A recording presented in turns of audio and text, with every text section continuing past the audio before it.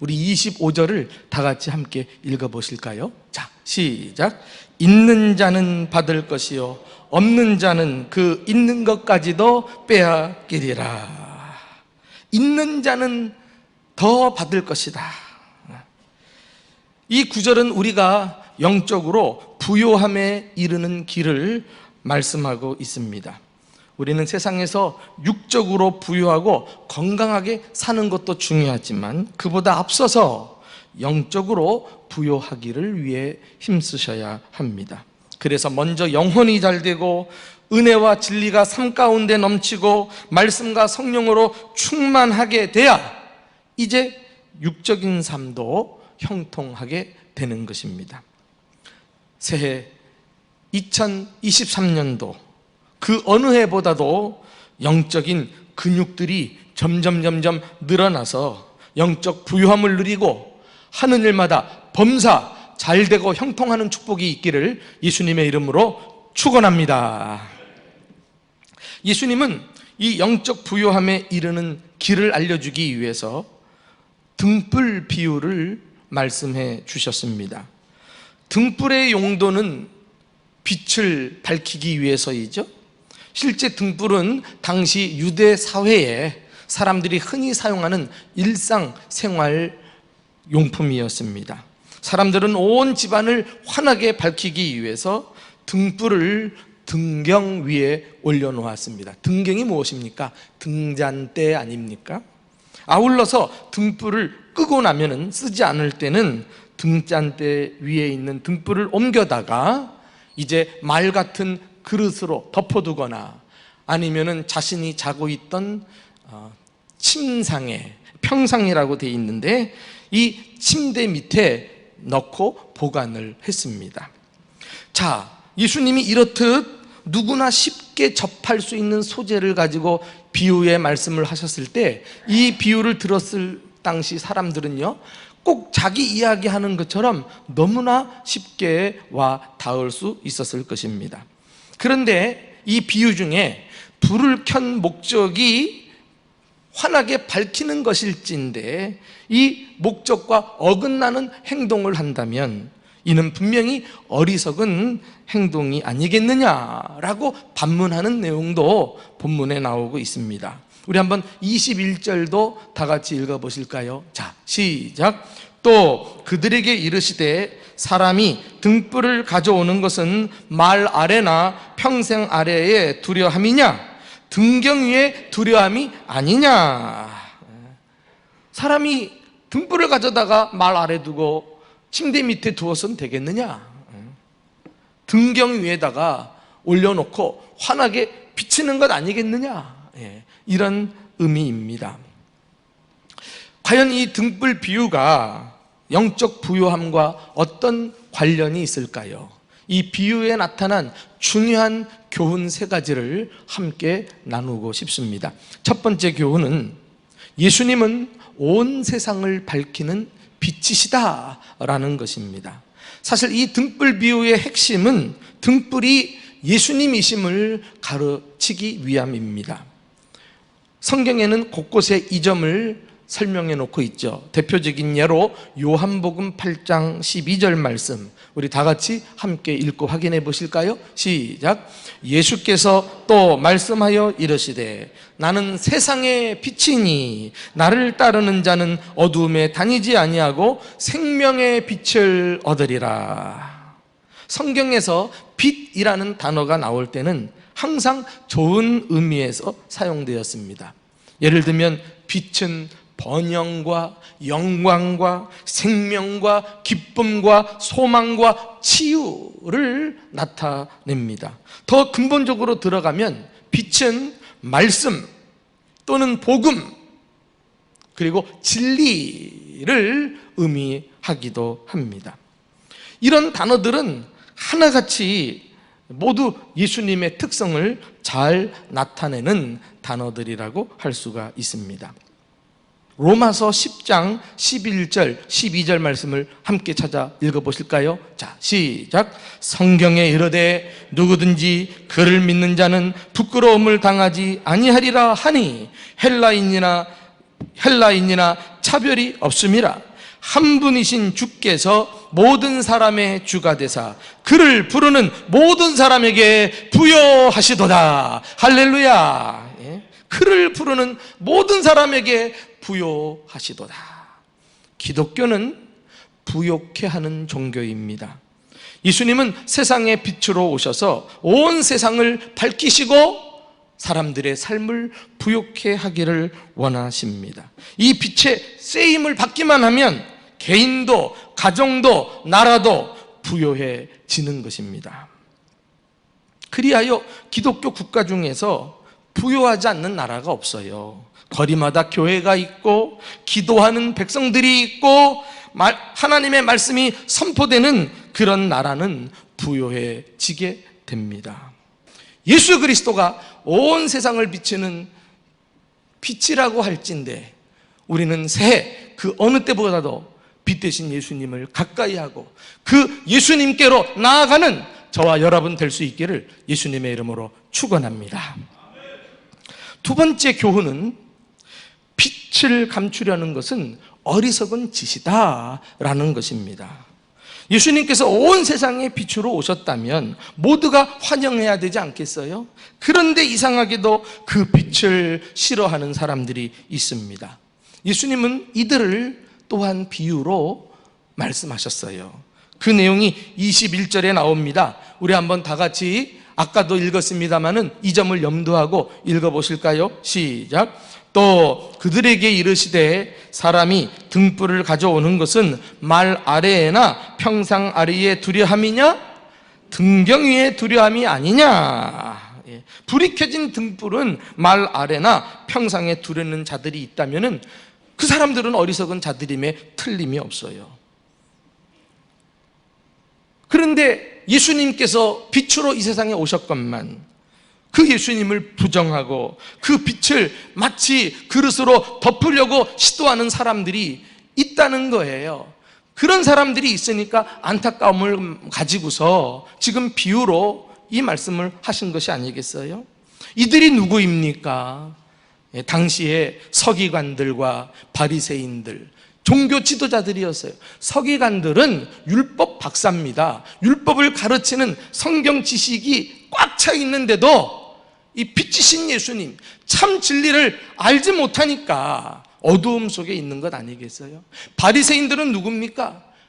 하나님을 믿기로 따라갈 수 없는 열심히 특심한 사람들입니다. 그런데 그들은 그 열심을 가지고 주님께서 보내신 예수 그리스도를 영접하지 않으니까 그 열심이 무슨 의미가 있고 소용이 있습니까? 심지어 이들은 사사건건 예수님이 말씀하실 때마다 옆에 있다가 트집을 잡기 일쑤더니 나중에는 자기들끼리 모여가지고 마가복음 3장 6절 같은 데 보면은 바리새인들이 나가서 곧 헤롯 땅과 함께 예수를 죽이기로 의논하니라. 이렇게 감히 생각지도 못할 악한 생각을 품을 정도이니까 얼마나 그 빛이신 예수님이 싫었으면 이렇게 거부하겠느냐 말이죠. 조금 전에 읽어드린 이 말씀을 보면은 헤롯 땅과 함께 예수를 죽이려고 의논했다. 헤롯 땅과 함께라는 단어가 눈에 들어옵니다. 헤롯 땅이란 당시 유대 지역을 다스렸던 헤롯 왕가를 가리키거든요. 강력한 정치 세력, 악한 정권을 의미합니다. 그들의 아버지는 예수님께서 베들레헴에 태어나셨을 때요, 동방박사들이 그를 찾아가가지고 유대인의 왕으로 나신 이가 어디 계시뇨? 물어보자 그 성안이 발칵 뒤집히지 않았어요? 내가 버젓이 왕인데 나 말고 또 누가 왕이 있단 말이냐? 그래가지고 즉시로 그 유대 땅에 2살 난 아이 밑으로는 사나이를 다 죽이는 일이 일어났어요. 얼마나 무모하고 악합니까? 자기 권력을 유지하기 위해서 예수 그리스도를 거부하고 있는, 대적하고 있는 죄인의 모습을 볼 수가 있습니다. 이렇게 예수님은 태어날 때부터 정치, 권력과 종교 세력이 결탁해가지고 빛으로 오신 예수님을 이 세상에 제거하려는 시도가 끊이지 않았고요. 나중에는 무지한 많은 군중들까지 동원해서 그들을 선동해가지고 예수님을 십자가에 못 박게 합니다. 예수님께서 십자가에서 운명하시는 순간 성경의 기록을 보면 세상은 빛을 잃고 순식간에 어두움이 짙게 깔렸다고 말하고 있습니다. 과연 이들이 이긴 것일까요? No, 결코 그렇지 않습니다. 그들의 노력은 부질없는 짓이었습니다. 세상에 참빛으로 오신 예수님은 또한 만왕의 왕이신 줄로 믿습니다. 그 왕의 철장으로 사망 권세를 깨트리시고 부활하셔서 온 세상에 구원의 빛, 생명의 빛, 진리의 빛을 환하게 드러내신 줄로 믿습니다. 할렐루야. 이것이 복음 아닙니까? 복음이에요. 그 내용이 이 짧은 비유에도 고스란히 드러나 있는 거 있죠. 담겨 있는 거 있죠. 우리 한번 확인해 보실까요? 22절입니다. 자, 시작. 드러내지 않고는 숨긴 것이 없고 나타내려 하지 않고는 감추인 것이 없느니라. 우리말 번역은 조금 꽈가지고 더 어렵게 됐는데요, 쉽게 말해서 한번 이 자막을 띄워줘 보세요. 쉽게 말해서 숨겨둔 것은 드러나고 감추인 것은 반드시 나타나기 마련이다, 이런 사실이에요. 빛으로 오신 예수님은 그 어떤 세력도, 심지어 권력도, 종교도, 사상도, 인간이 만들어 놓은 이론도 예수님을 막을 자가 없다는 것입니다. 아무리 진리를 회방하고 가로막아도 진리의 빛은 끝까지 세상에 퍼져나갈 줄로 믿습니다. 숨길 수 없는 것이 예수 그리스도, 진리의 빛, 그리고 생명의 빛이라고 할 수 있어요. 자, 여러분, 예수님께서는 이런 확신을 가지고 계셨기에 아무리 예수님을 막아내려는 세력이 있어도 꿋꿋하게 그 난관을 헤쳐나갔고 사명을 완수하게 되었습니다. 바라기는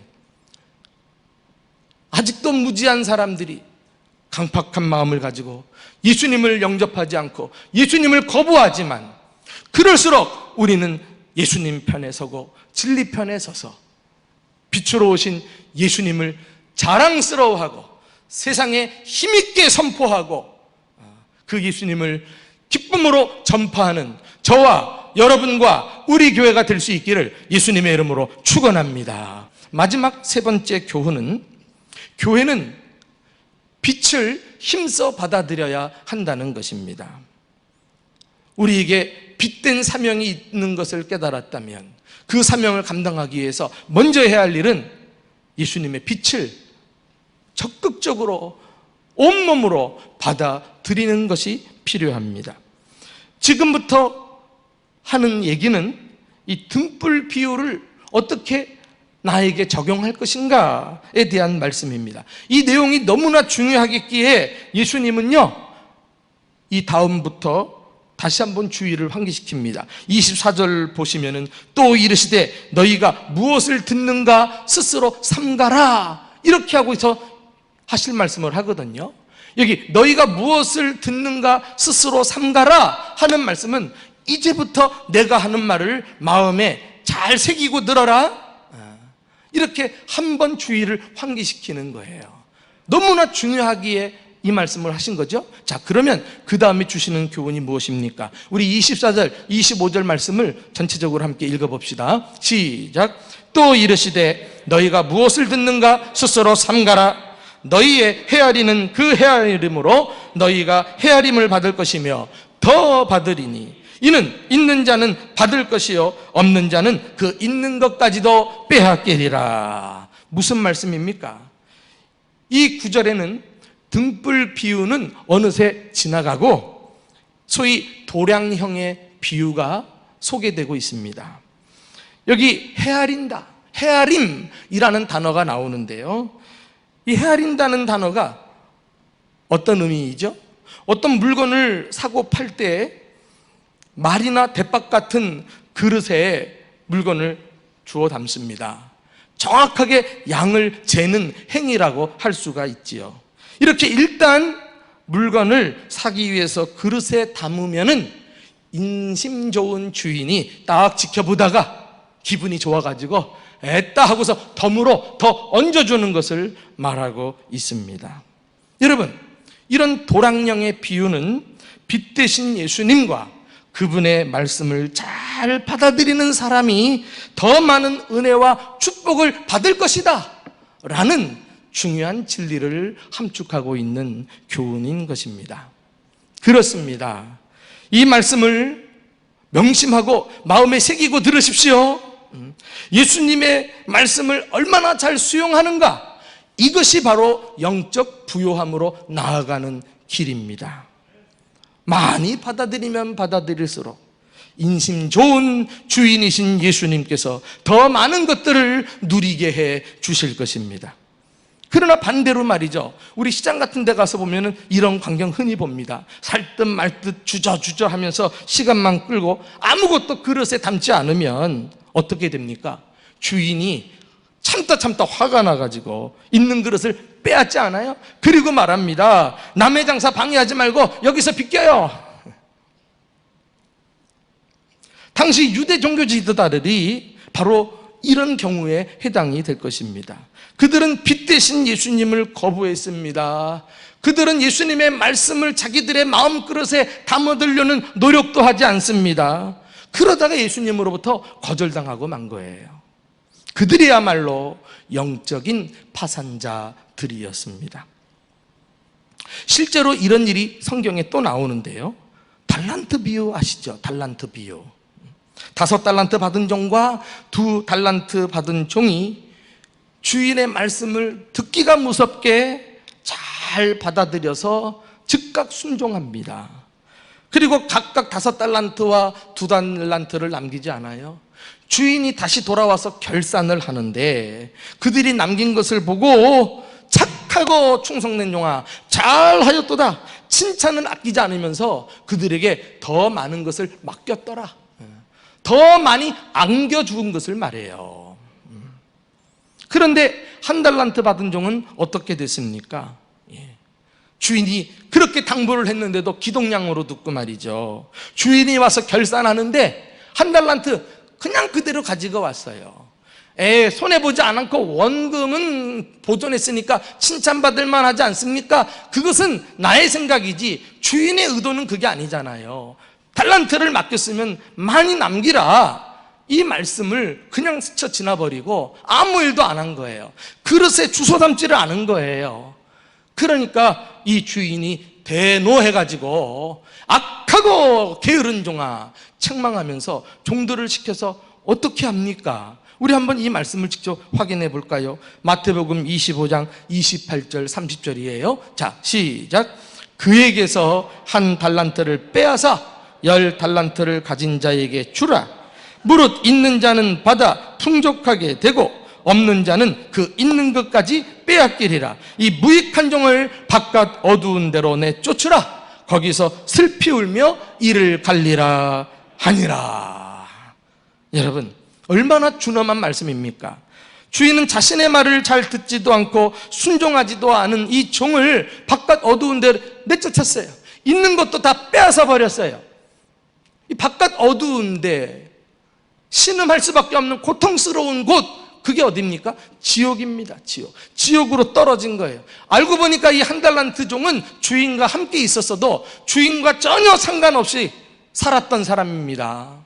그러니 말씀에 불순종하고 그가 믿음 없음이 결국 주인이 왔을 때 드러나지 않았어요. 여러분, 지금 앞서 말씀드린 이 도랑형의 비유나 그리고 달란트 비유나 공통적으로 강조하고 있는 것은 말씀을 듣는 우리의 태도입니다. 말씀을 받을 때 우리는 어떻게 받아야 하는가, 이 점을 강조하고 있습니다. 우리는 흔히 말이죠, 이렇게 말씀을 받을 때 어떤 내용을 우리에게 주실 것인가, 이 내용에 신경 쓰는데 성경은 그 앞서서 어떤 태도로 받을 것인가, 자세를 우리에게 요구하고 있습니다. 말씀을 받는 이런 적극적인 수용력이 성공적인 삶을 좌우한다니까요. 바울이 데살로니가를 떠나서 이번에는 베레아에 이르렀어요. 그런데 초대교회는 좋은 교회들이 참 많았네요. 이 베레아 교회 사람들의 반응은 데살로니가보다도 더 좋았어요.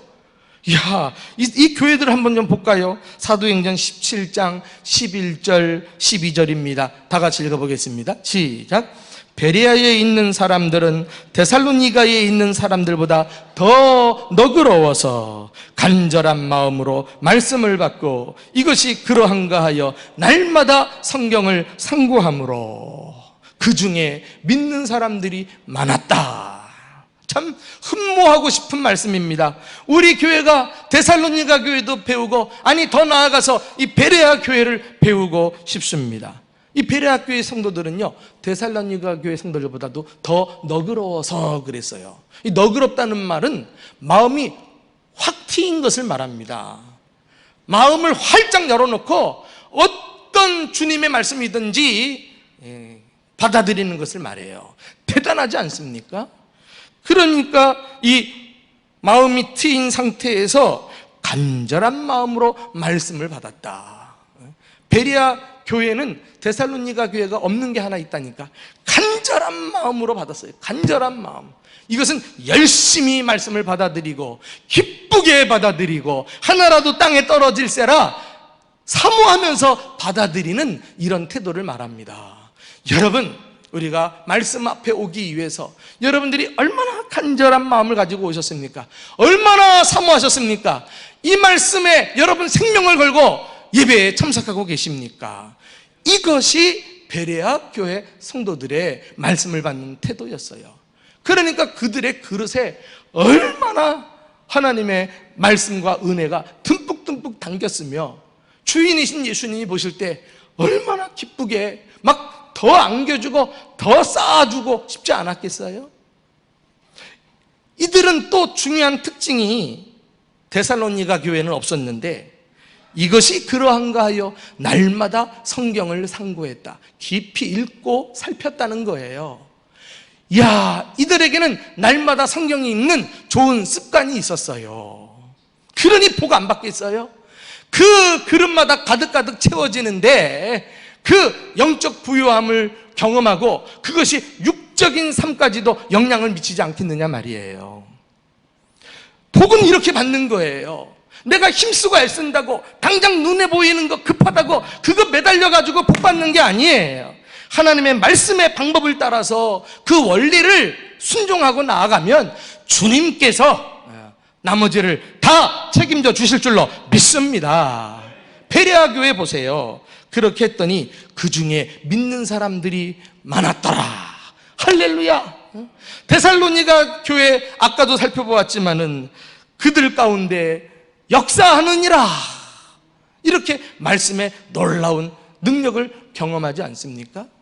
말씀을 잘 받아들이니까 그것이 그들의 인격이 되어서 예수님을 닮아가고 그들의 믿음이 성장하고 그리고 교회까지도 양적으로 부흥하는 거 아니겠어요? 이 방법을 제쳐두고 부흥 부흥 외치고 그래서 부흥이 되는 게 아니잖아요. 말씀이 풍성하고 성도들마다 말씀을 간절한 마음으로 억셉트할 때 하나님께서는 그 모아진 말씀 가운데 놀라운 은혜를 더 부어주실 줄로 믿습니다.